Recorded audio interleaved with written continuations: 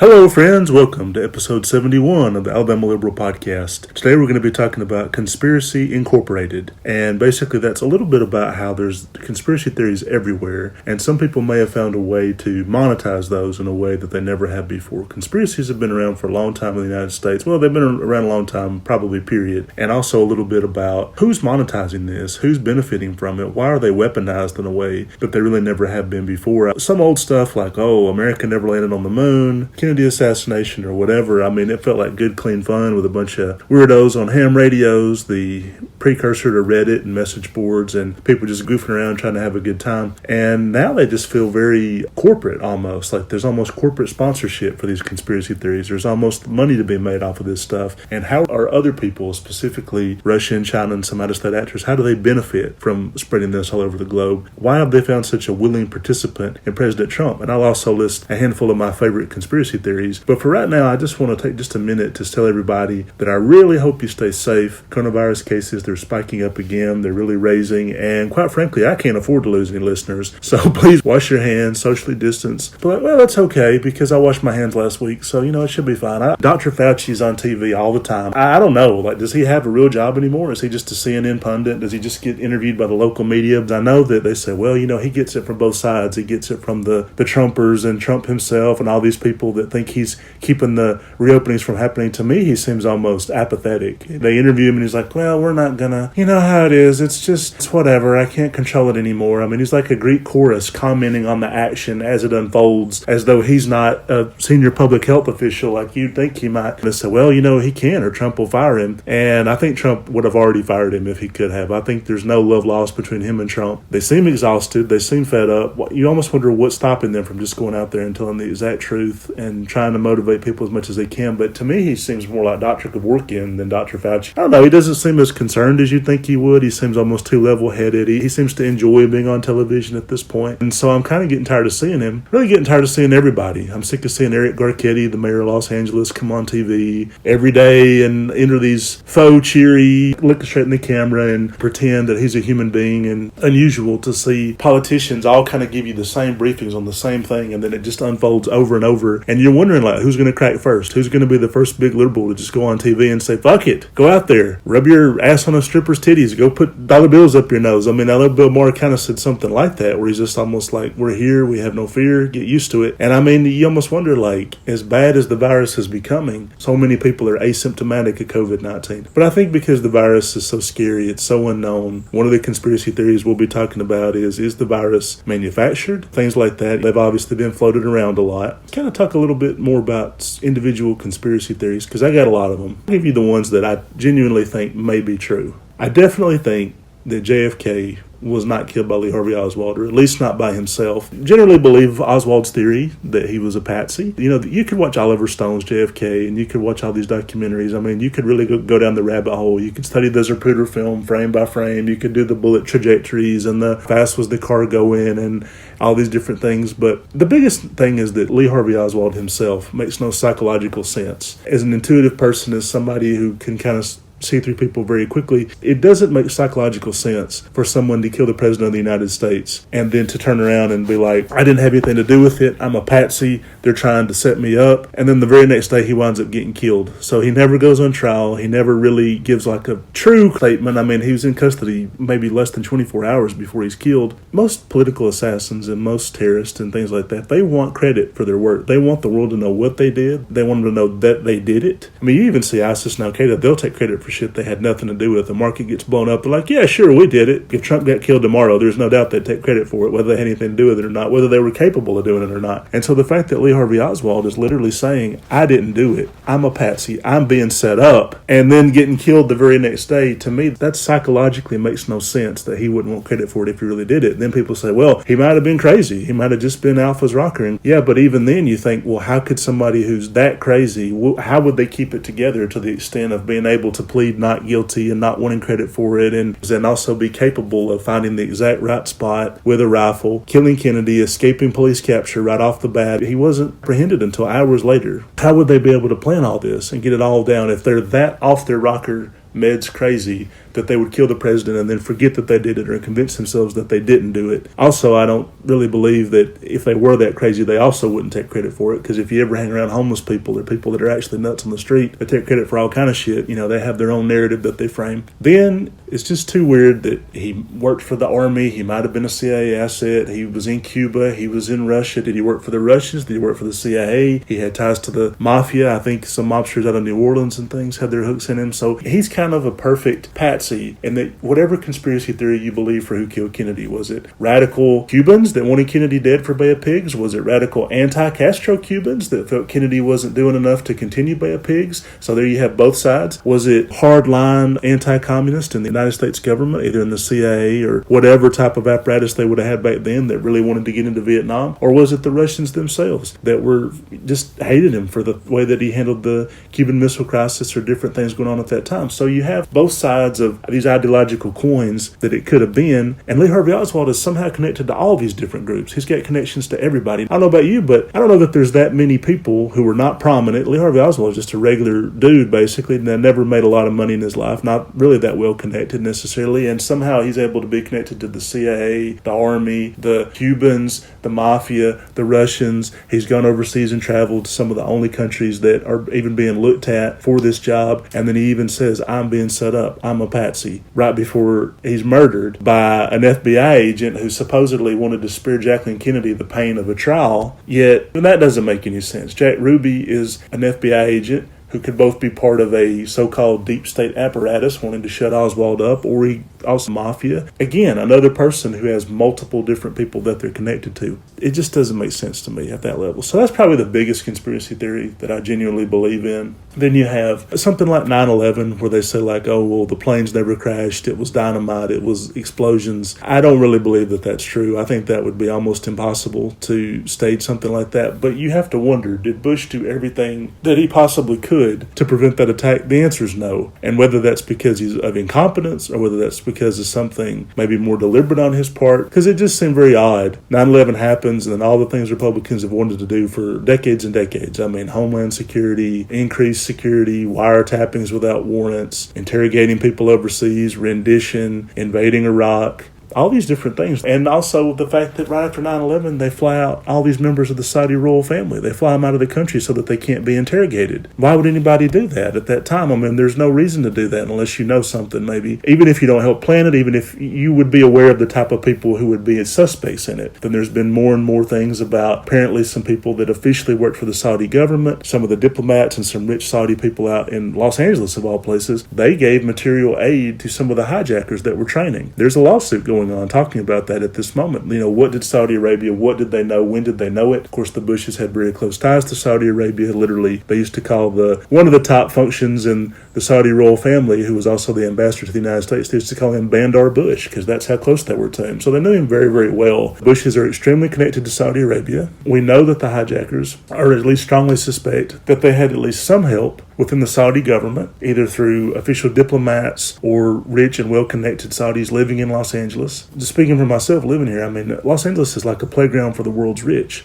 You see these buildings in downtown that are sitting half empty because Saudi royals, they own part of them, or Chinese nationals, or Russian mobsters and oligarchs and things like that. Right outside, there's the biggest homeless population in America. I mean, everywhere you go in certain areas of Los Angeles, people are asking you for money, asking you for dollars. That's only going to get worse with coronavirus and all the retail closures we're going to see. Yet, who's the wealthiest person? Oh, Chinese billionaire worth about $50 billion.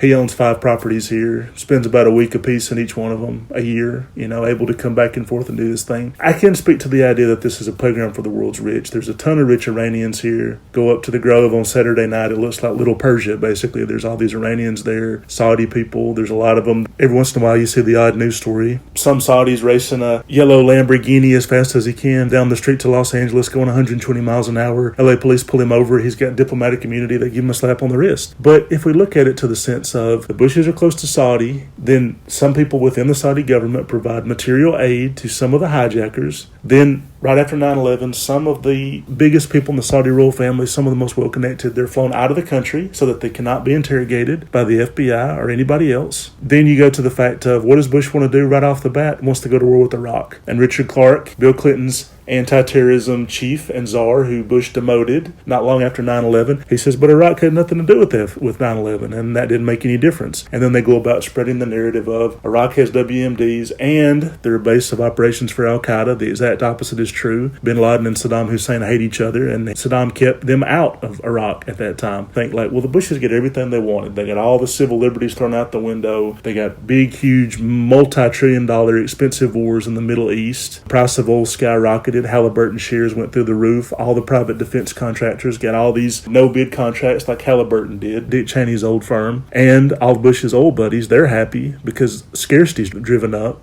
So they're able to basically get more per gallon. People used to say, well, the whole thing was about stealing the oil from Iraq. How come the oil prices went up? It wasn't about stealing it. It was about scarcity. If you can take Iraq, which I believe at that time had the 4th or 5th biggest oil reserves on the planet, if you can take that oil basically out of the marketplace, it creates a scarcity environment where the price per gallon goes up. Oil companies make more money when the price goes up, not when they go to Iraq and they plunder all the oil supplies and say, hey, we're going to start selling oil for 30 cents a gallon in America. They make more money when gas hits $4 or $5 in California, as it has before. And so, they don't like plummeting oil prices, and scarcity is another way to help drive that up. Did Bush and some of his cohorts directly help plan 9/11? Did they help put controlled explosions in the buildings? I don't think so, but at the same time, they didn't do everything they could to prevent it. That's just a fact. I mean, Bush gets a memo, Bin Laden determined to strike inside the United States. Yeah, whatever, sure. I'll go golfing. Whatever. He didn't take it seriously. He just didn't seem very concerned with it. Second that it does happen, he has all these elaborate plans to go invade the wrong country. It just all seemed a little too convenient that they didn't do more, didn't really stop it. So those are probably two of the bigger ones that I have. Then you get to other things like people believe Church's chicken sterilizes black men. I don't believe that at all. I think that's ridiculous. Then you have, was the moon landing fake? No, I don't believe that either. Although some people are being like, well, how come it's been, almost 50 years since the last time that we went to the moon? I mean, if we had the capability in the late 60s, how come we had several different manned missions to the moon in the late 60s and 70s, and then we just gave up? We just stopped going. You would think that if America was able to go 50 years ago, we'd already have the base that they're talking about now. We would have already established something or built something, or at least have sent a man to the moon literally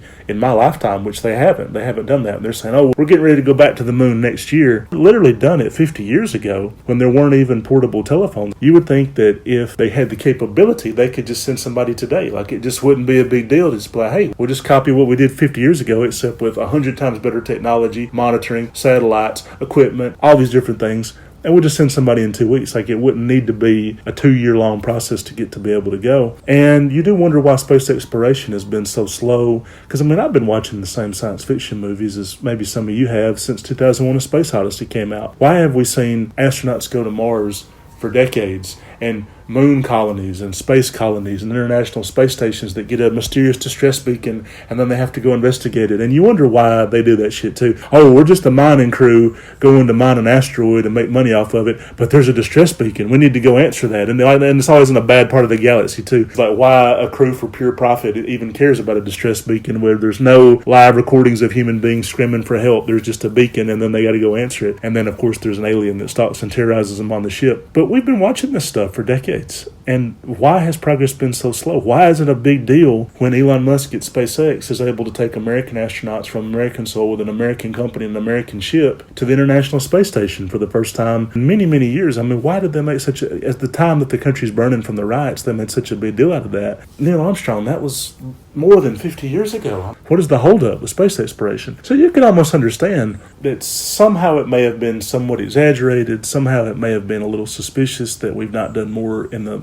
You could have mined asteroids. You could have seen if there's a fuel source on the moon. There's elements that you could mine for different fuel. And, of course, the other part of that is because of the stranglehold that oil has on this planet. Maybe we haven't done everything we can to find a fuel source or whatever. And that seems as logical as anything else. I don't think the moon landing is fake. I think it would be a little too elaborate. I think it would be a little too complicated. But people say, well, how come the flag was able to wave? There's no atmosphere on the moon. So why'd they have the flag waving in the breeze like it's a nice summer day at the beach on 4th of July weekend? They said that it's because they put a motor on it. They knew that problem would happen, that it would be stiff and lifeless. They put a motor on it so specifically so it could flutter and it would look great on TV. That's great if somebody actually thought of that. Every single aspect is being thought of and managed like a Hollywood movie, and we don't really see events done like that anymore. I mean, Trump's able to clear a church of protesters so he can have his picture made outside this church holding the Bible. It seems like there's so much of our government that's thoughtless and that they don't think about things like that. It's impressive if somebody did think of that aspect. Like the flag, it won't be very impressive to people watching at home. We need to put a motor on the back of it. I guess NASA at that time, the best minds in the country, it's possible that they did think of that. Don't necessarily believe in a lot of the other conspiracy theories, but there are some that I do believe in. And now, more modern conspiracy theories. We have the idea of COVID-19 possibly being engineered by the Chinese. They've engineered it in some way to basically devastate countries that they don't get along with. Europe, Japan, especially the United States, have all had the worst outbreaks by a mile. You look at the top 5 deaths of coronavirus, you have France, Italy, Spain, the United States. Supposedly, we have multiples more coronavirus deaths than China does. I believe Belgium has the same number of coronavirus deaths that China does, despite China having 1,000 times their population and the virus beginning there. And how is that possible? Either one of two things. Either they're severely lying about their death count, which I do think is more likely than not likely, that they're just incinerating bodies left and right, and the actual death total is more than 1 million people, and they've just lied about it to the extent of incinerating bodies, suppressing information, telling people, keep your mouth shut or you'll be an enemy of the state, which we all know that they do that. And so that would be more likely. But then it would be also, too, of it being like, well, how do we know that they didn't engineer this virus? And then even if it's an engineered virus, did it escape from the lab accidentally? Like, did a beaker break and then it just got out? That happened to the Russians in the 70s. There was a similar virus, but extremely toxic, extremely deadly. It broke in a lab while they were doing experiments. It killed everybody in that town. And they had to come incinerate the bodies and things like that. Would it have been engineered by the Chinese and then it accidentally got out? Because that happens. These governments like China and Russia, they fuck up all the time. There's a faulty seal. They don't do the right safety protocols. It gets out in some way, winds up creating a lot more damage than they ever. They're like, we wanted to create damage if we needed it. We didn't necessarily want to sink everybody before we knew that we needed to. Was it accidental, or did they release it on purpose? And even if it's accidental, did they then use it to the advantage of, we're going to limit travel from the Wuhan province to the rest of China, so people in Wuhan, they can't travel to Beijing and Shanghai, and we're limiting their travel, but they can travel internationally. They can leave the country. We're China. We don't care about anybody else. We've always had that mentality. 1/5 of the world lives here. Why should we give a shit about anybody else's feelings? Unless you're Han Chinese, we don't really care about you. Why not release it to the rest of the globe? If we're going down, I think Andrew Sullivan wrote, if the mentality of, if we're going down, we're taking everybody else with us.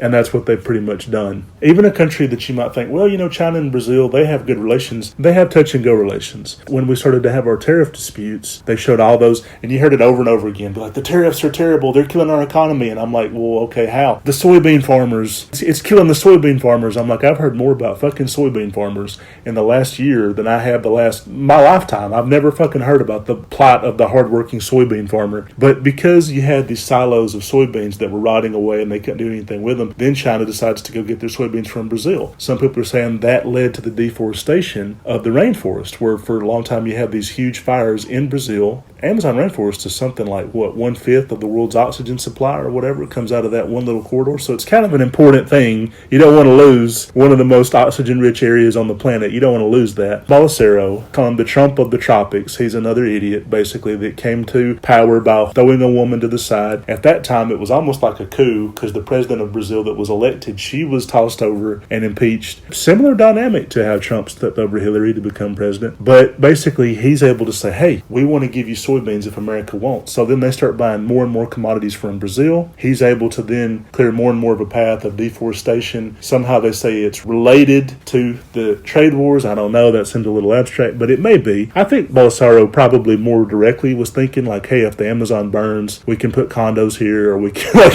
can sell land. We can just build whatever we want in these big burnt patches. I think that may be more what he was thinking about. But, the trade relationship between China and Brazil is very touch and go. Like, for 1 minute, they'll be be close allies. The next minute they're saying, no, we need to keep, Brazil needs to be independent. We don't need to be China's bitch, basically, like we've already had our experience with colonialism and we're not eager to do it again. And of course, China's spreading all over the globe. They're doing in Africa right now with British and the French and the Belgians. They're just doing the same thing, basically, that countries have always done to Africa, which is come in, take the resources, take the money, and then take advantage of it. And Trump doesn't seem eager to stop this. He drives a wedge between, for example, Ethiopia and the United States. He said, we're going to start backing Kenya more and more and more. And of course, Obama and other presidents, they'd say, well, Kenya and Ethiopia, they're both good allies. We need to keep them both. We'll fund them both. We'll give them billions of dollars for anti-terrorism. Trump's content to lose every single ally that we have. Of course, when he does that and he pisses off a country like Ethiopia, they become closer and closer to China, which is perhaps what the real goal is. One of the most unreported stories, I think, is that China basically is backing Trump. And people say, no, you mean the Russians. I mean the same thing.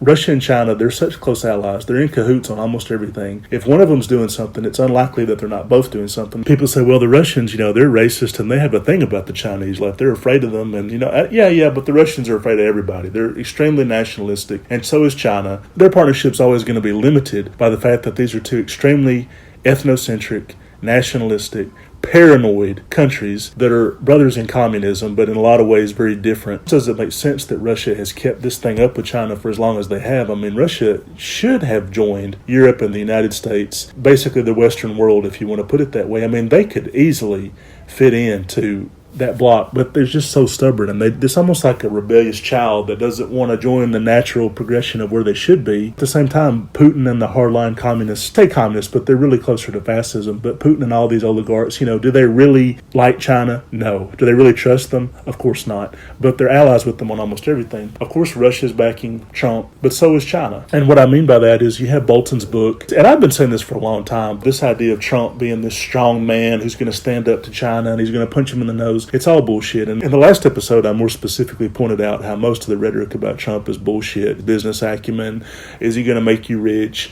Different things like that. But of course, this idea that he's the strong man, he's protecting you from China. We now hear from Bolton's book, he's actively asking China to help his re-election bid. He's like, if you buy crops, it'll help me be re-elected. And he's calling Xi Jinping a fine man, a great man, a good leader, sucking up to him all the time, even in private, even when there's no reason to. He doesn't say like, oh, I hate that guy, he's so sneaky and shit. He's like, no, he's a great man, I love him. They're helping Trump become re-elected and probably helped him get elected in the first place. Google Joe Biden, his campaign emails is Gmail. And they said China's tried to hack that literally hundreds of times. They've tried to hack it over and over and over. They can't get in, but they want to do to him and his campaign what they did to Podesta and Hillary. Right now, there's a debate about Joe Biden. He's not doing the right thing by hiding. He needs to get out there and campaign. Wrong. Joe Biden's doing the exact right thing. Like him in a bunker, hiding, his popularity's gone up and up and up. Since he's disappeared, and the less he does, the more his popularity goes up. So he's kind of understanding the logic that people get sick of you. They run for president for 2 years, and people really get tired of you by the time that they actually vote. Keeping in the bunker, doing occasional media appearances, doing some things directly to Zoom, not doing big rallies, things like that. There's obviously a reason to be that way because of coronavirus and social distancing and fear of infecting people, which Trump doesn't have any of that. He just wants a big rally where he can bloviate and get charged up on the crowd and things like that. But there's reasons to do what Biden is doing for public health, and it also shows like, hey, he cares about us. Convention is going to be in Wisconsin, but he's not saying like, oh, the governor,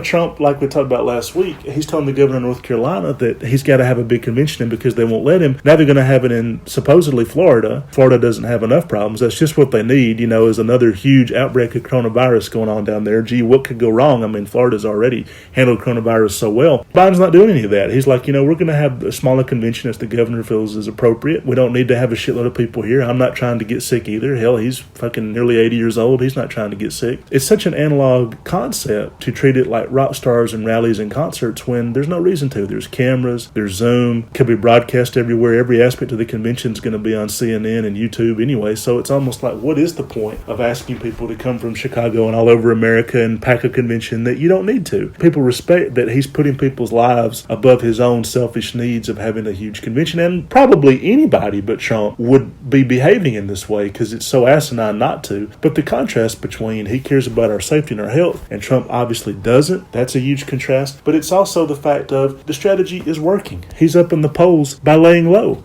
by hiding and disappearing. Trump is the incumbent. Trump is trying to run against Biden as though he's the incumbent. He's like, Biden's establishment. It's like, you're the president of the United States. Biden's deep state.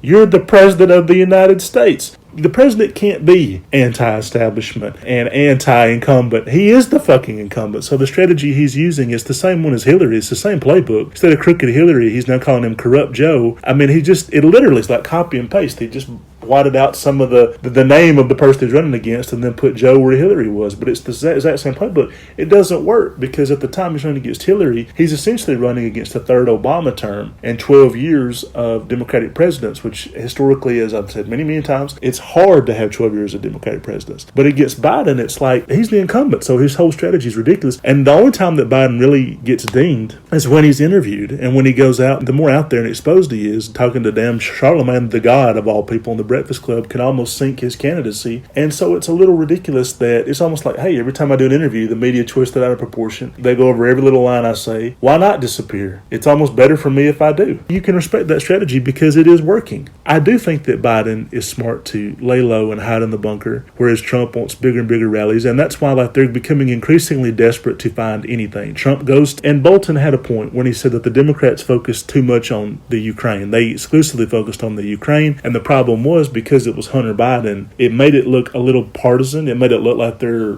protecting Joe Biden. It's a partisan smear against Trump. Now, I'm going to be honest, I don't think nothing that they could have done would have made a difference. I think there's no way the Republicans were going to vote to impeach Trump. Mitt Romney was the only vote they got on one article of impeachment, and they needed 17 votes or something like that from Republicans. They were never going to get that many. In the Senate, it can't just be impeached by a majority. It has to be 2/3. They would have been lucky to get 51 on anything, but to get 2/3 would have been impossible. I don't think it would have made a difference. You could have probably had a sex tape between Trump and Xi Jinping, and I don't think it would have made a difference. I mean, you literally have had so many people say similar things. I mean, what's John Bolton going to say? I saw Trump sign over the nuclear codes of America's military to Xi Jinping.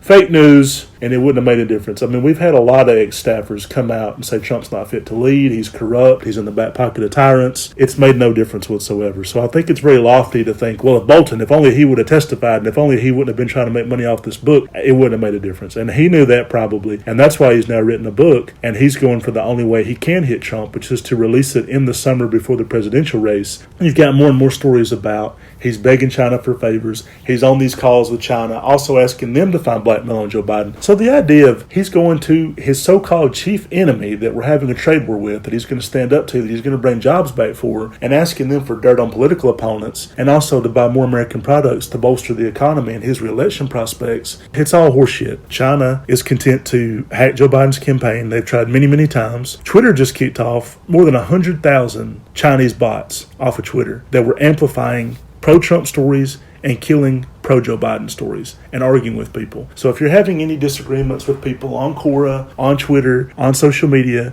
could be a bot. That's all I'm saying. I'm just saying don't put too much effort into this. But the real story, not so much Trump and China, although I do think it's worth talking about because that's America's chief antagonist, becoming increasingly scared of them, but Trump and Russia. And that's always been the big conspiracy, is that Russia helped him get elected, which they did. Now he's going after it being like Obamagate, and why did they tap my phones? They should have. What does the FBI do? The FBI looks at traitors to America, espionage, because the FBI inside America, they deal with counter-espionage, not the CIA. The FBI is the one who has to keep track of the spies of China and Russia and Iran and different countries once they're inside the United States. It's the FBI's job to look into that type of thing. Also, white-collar crooks, which Trump is, as I've pointed out many, many times, ran a Ponzi scheme as he's running for president. He's been sued by almost everybody he's ever worked with. He has mob ties, on and on. Good pals with Jeffrey Epstein. I mean, the FBI's job is to look at sex trafficking and white-collar crime, money laundering, and all these things that Trump's been accused of. An American businessman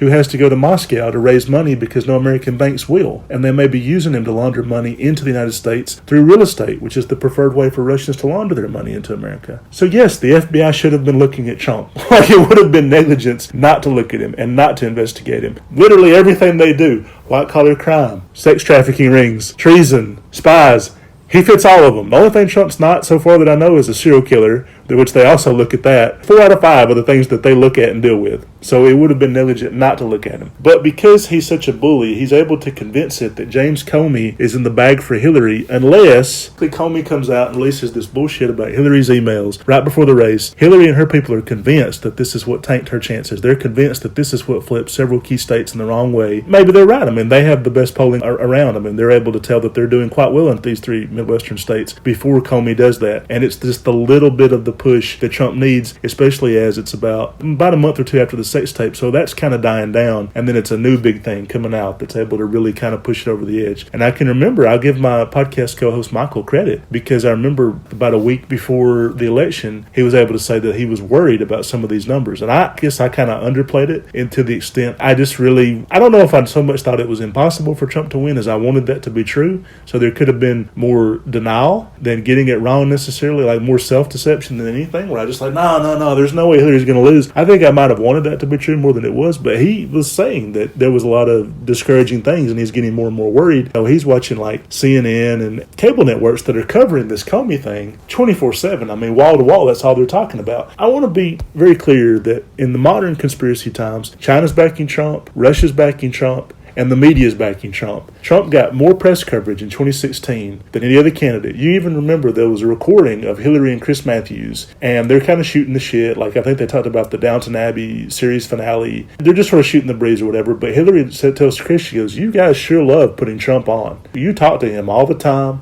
You guys are giving him a huge bullhorn and a huge platform." Even back then, Hillary's instincts are not to say, "Oh, good, Donald Trump's going to be the nominee and I'll be able to wipe the floor with him." Her instincts are to basically be like, "Stop putting him on. Stop giving him such a platform." She goes, "He is a dark and dangerous presence." I believe those were her exact words. Something very close to that was her exact words. So she knew that he was a very dark and dangerous presence. If he was elected, it would be very bad for the United States. And it seemed at that time she thought it was at least possible that he could be. So it was interesting that in that recording, she's not being like, "Hey, keep doing what you're doing because I don't want to run against Kasich." Worry about a candidate that you would think would be better. She's particularly worried about Trump, which is interesting. So maybe within her campaign, maybe they didn't want to run against Trump. Maybe that wasn't the one that we all thought that he would be the best person for her to face, and maybe he wasn't. The media gives Trump all this airtime, and they seem to still be helping him covertly by giving him a shitload of airtime. And it seems like they're hitting him all the time. He's had feuds with just about every single journalist that you could think of. I mean, there's very few reporters that he has a good relationship with. He seems to think the media is supposed to give the president favorable press coverage. Where the fuck has he been? Like, where is he getting this from, that the media's job is to give him favorable press coverage? I'm like, have you not seen what they do? Like, I mean, really, they twist everything. Celebrities, rock stars, politicians. I mean, you can't be that powerful. I just don't know where he's getting that from. The media is there to help politicians look better. Has that been anyone's case that they've seen that happen before? And of course he says, well, they were in the bag for Obama. Not really. I mean, people say that a lot, that they were just fawning over Obama and sucking his nuts all the time.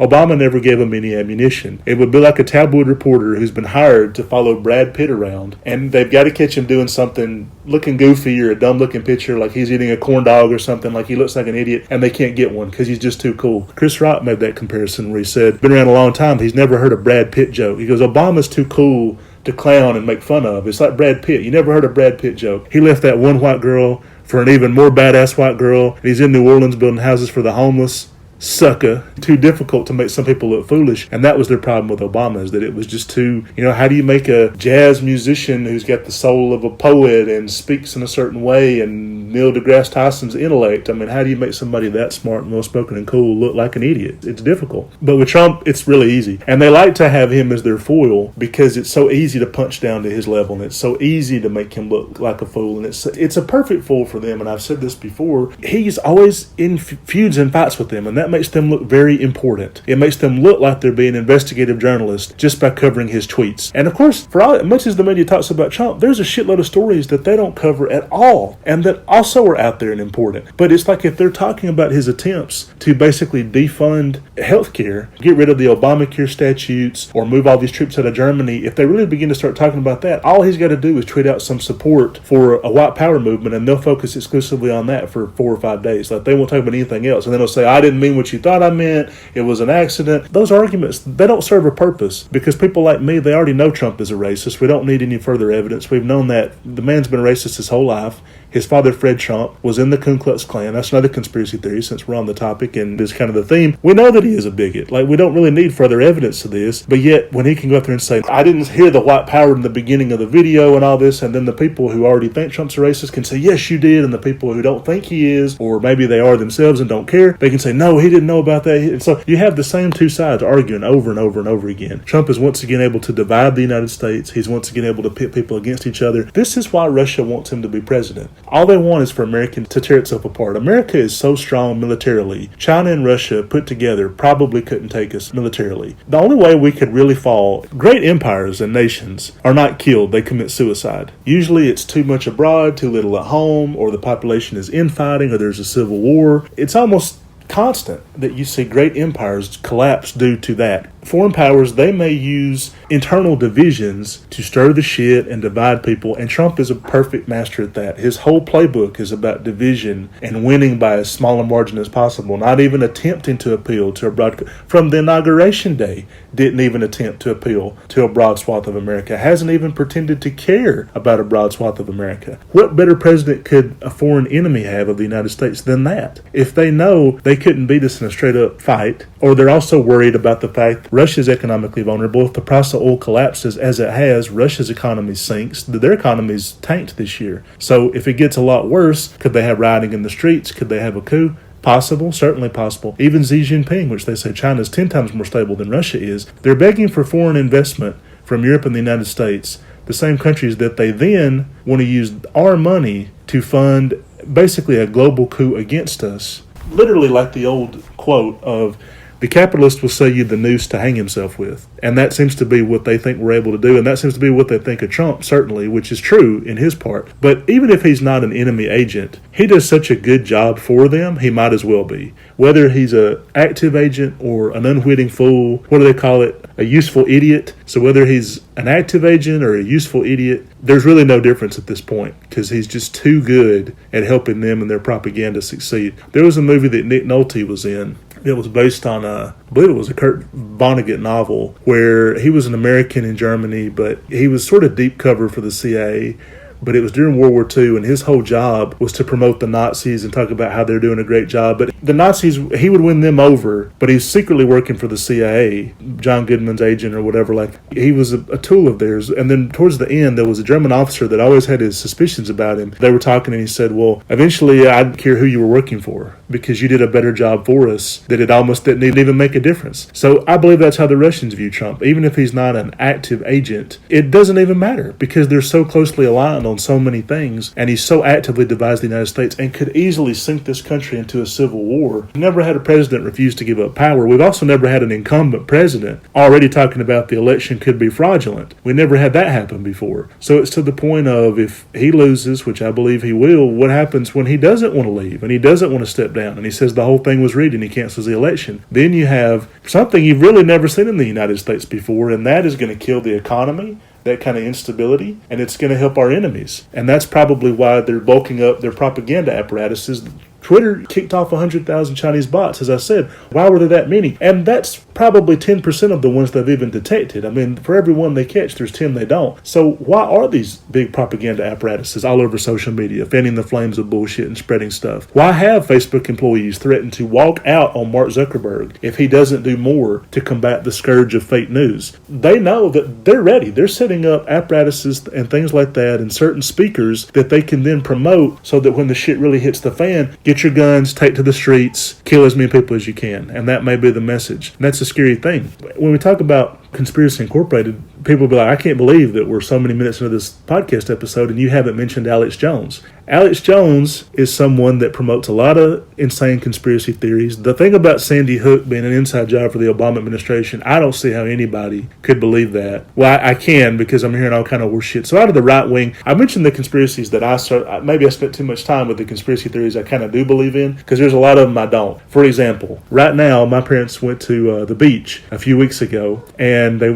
Gulf Shores, Alabama, Alabama's beach, and they were like, well, the beach is just reopened. There's not going to be anybody there. Wrong. They get down there, several 100,000 people are clogging the beach to Gulf Shores. And when they're down there, nobody's wearing a face mask. Nobody socially distances. Not a hand sanitizer in sight. This is truly Trump country. You could see the RNC doing the convention in Alabama because he could do everything he wanted to here. He could kill somebody here, and they let him probably. They're down there because my mom's wearing a face mask and my dad is too, like, but somebody came up to my mom's like, are you sick? And she's like, yes, I am. You know, she's lying or whatever, because it's like if people give her a wide berth, it may be the only way she didn't get coronavirus. This is how political everything is and how bad Trump divides us. Just wearing a political mask, they thought she's making a statement. Like, they're looking at her like she's calling Kaepernick or something like that, like she's stirring the shit or trying to decide a ride or whatever. And I remember my mom and dad said they went to a restaurant and there was standing room only, and all these people and everything, it was so crowded and packed out there, one of the only people wearing a face mask. And this man came up and said, now, you know that coronavirus is a hoax, don't you? And she said, what? And he said, oh yeah, coronavirus is a hoax. She's like, no, I promise you it's not a hoax. I know people who have died from it. And he's like, no, that coronavirus is a hoax. Because if it's not, how come when those protests started, it all just went away? And then she's like, well, it didn't go away. The way he said it was like a mic drop moment. Like he had this smug look on his face, like, I rest my case. Mic drop. This was a few weeks ago before the spike has started back up. So now that guy probably looks like an idiot, because between the reopenings, which the Trump people were wanting, since we're on the topic of conspiracies that are being bought and paid for, there are now what I call astroturf conspiracies, where before you have what's called astroturf movements, and that they look like grassroots movements, but they're really not. It's from the Koch brothers is funding the Tea Party and organizing it. It's all top down. Well, now we have that for conspiracy theories, where it's being spread everywhere that coronavirus is a hoax. It's not real. It's a plot by the Chinese to kill our economy. We got to reopen the country as fast as possible. If they can get a black person to be in those videos, even better. If there's ever a black guy in one of those videos, then it goes viral. It's millions and millions of people, because it's like, here's a guy that gets it. I guess it makes it a little more credible. People are so programmed to believe that black people are liberals and not conservatives that if it's like, well, a black guy said this, you have to believe it. And usually it'll be somebody that clearly doesn't know what they're talking about. This is being really clearly spread by business interests that want to reopen the country because they're losing a shitload of money. Now, of course, what those idiots don't understand, because again, the business community, they only think a quarter at a time. It's a quarter at a time. This quarter's profits, this week's stock market returns. What they didn't understand was if you reopen the country too quickly, and there's a second wave of the virus that spreads before they really get under control, then you have a second and longer shutdown, and that's really going to kill your business. Because these videos are being spread by people that are very wealthy, if you have $1 million to spend, why not do it? Why not make a video and put it on Facebook and then pay to promote it? For all my stuff, they tell me constantly, like, oh, you want your tweets to reach more people or your Facebook posts to reach more people, pay money. Pay $30 and this post will reach 1,000 people or whatever. So they view it as a good way to make stuff go viral. The more it goes viral, again, they're still not able to distinguish between TV commercials and viral Facebook posts. And the viral Facebook post more legitimate to them. It's a little bit like, oh, well, the DNC's establishment and these progressive groups, they're grassroots, and so like they're more legitimate. It's a little bit that way for advertising, in that a TV commercial from Land O'Lakes being like, hey, and now all the TV commercials, they're all so fake, but they're basically being like, hey, we know times are tough out there. We just want to know we care about you. It's a little phony. It's like the dread dealer coming around being like, hey, it's so great that you're clean and sober, but if you need anything, you can call me, right? Like, that they're going to call them at their worst possible moment. So to see these companies pretend to give a shit about people because they're like, oh, our customers are dying and or so broke they can't spend any money. We need to show them that we care about them. Now all these TV commercials, they're all done through Zoom and Skype, and I kind of hate it. I'm kind of like, it's almost normalizing how crazy this is. It's making it seem like it's going to be forever. Like we're never going to get out of this stage of doing everything through Zoom and Skype. Those commercials, though, they look more fake because they're produced and polished and directed and written. And the viral videos, which also they're just as choreographed, they're just as like that, they look more legitimate and real. It's like, here's one man's opinion, and they don't see like where that opinion comes from. Was that written by a think tank that's owned by the Koch brothers? Was the Heritage Group or Americans for Prosperity, were they writing the script for that and then gave it to them? So we don't know all that. But people seem to think that things that are poorly produced are more legitimate out of 2 decades of watching YouTube videos, I guess. And that's probably why all these big time commercials are starting to do everything through Skype now, and been like Microsoft can spend some fucking money and make a real commercial, but everything's going now through webcams and things like that. And I think that probably their focus group didn't thought, oh, it looks more authentic, it looks more like real people are using this stuff if it's not so polished and well produced, because that's certainly the case for the viral videos that are getting promoted. But yeah, you hear from the right wing, Pizzagate, now Pizzagate's back, and somehow it's got Justin Bieber in it. This is crazy. You have Obamagate, which is that Obama and the FBI have a vendetta against Trump. One thing I always want Trump to tell me is if he's not a traitor and he's not an enemy to America, why does the deep state hate him? The deep state's job is to protect America from enemy agents. The deep state of the CIA, the FBI, the intelligence agencies, the national security apparatus. Some people say, well, no, they hate Bernie Sanders because he wants to cut their budget.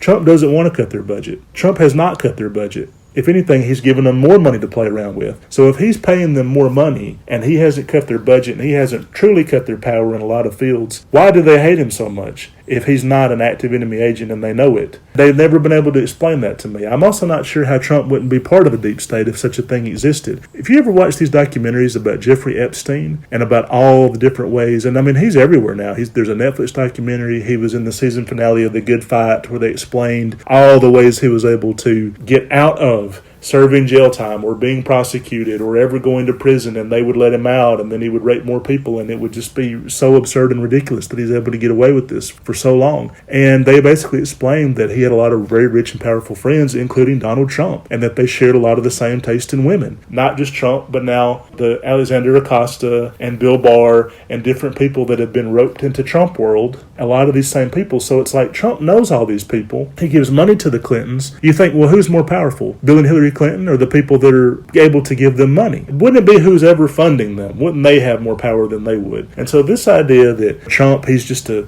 good, honest businessman, he's Mr. Smith goes to Washington standing up for the little guy and shit like that is so goddamn absurd. It's absolutely ridiculous to say that if there is a deep state, he's not part of it after seeing how he's helped Jeffrey Epstein for decades and how connected he is to all these sleazy fucking people. Just about every sleazy person or white-collar crook or international sex traffic operator, Russian oligarchs, Russian mafia, he's connected to them in some way. It would be absurd to think he wouldn't be even better connected than a lot of the politicians we think of as the deep state, probably more so. These people are mostly civil servants. People inside the CIA and the FBI, they make a pretty paltry wage. They're civil servants. They serve at the pleasure for people like Trump who pull all the strings. So that argument has never really made sense to me. But according to Trumpers, Obama's out to get him and wiretapping his phones and shit like that. Pizzagate, the coronavirus is a hoax. Hydrochloroquine can kill the virus, even though they think it may cause liver damage, and it's probably more toxic than anything else. I thought only Trump could turn an infomercial, turn a pandemic into an infomercial. Only Trump could do that. Trump now spreads the conspiracy theory that Fox News is secretly run by liberals, and that's why it's got him losing all these polls. Couldn't possibly be that he's truly and genuinely unpopular. He's losing all these polls because Fox News is in the bag for the Democrat. Yeah, you know, Fox News, that bastion of liberalism. I mean, my God, like almost every conservative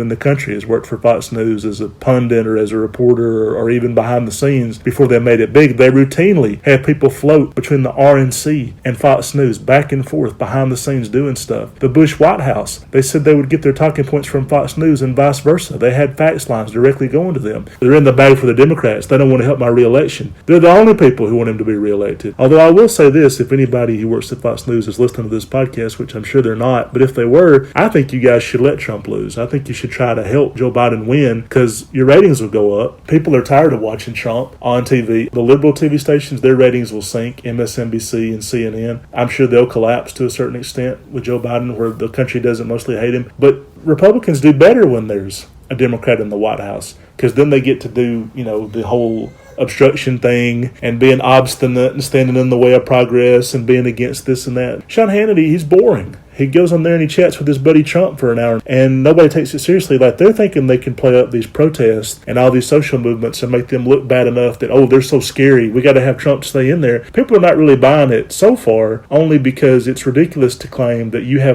are the president. You have power. To act like you're at the hostage of Twitter or some liberal mob, 5 people taking down a Confederate statue, the country's going up in flames, we got to have Trump. You're the president. You're in charge of the military. Like, you have way more organs of power. So people don't buy it. It's a little bogus. If Biden is president, then they get to come out strong and proud and create the new version of the Tea Party in a couple months or something like that and scare the hell out of people and talk about the socialists are coming for your guns and your Confederate statues and your Gone with the Wind and your decorative NASCAR poster. They're coming for all of it. They're going to take every goddamn thing that you love and cherish about this country and they're going to ruin it. I hope you like gluten-free apple pie. It sucks. Doesn't taste good. That's what's going to happen. They will do better if he's out of the office because they'll be able to scare the hell out of people again. And that may be why you see them having more polls that are favorable favorable for Biden, or at least accepting the reality that it now seems more likely than not Biden will win, whereas liberals don't seem to quite be on that page. And I'm talking specifically about Stephen Colbert. He had John Bolton on his show, just went out of his way to be an asshole to him. I mean, really just kind of went out of his way to be a jerk. And you're thinking, like, I get that John Bolton, we don't agree about a lot. War with Iran would be the stupidest thing we could ever do.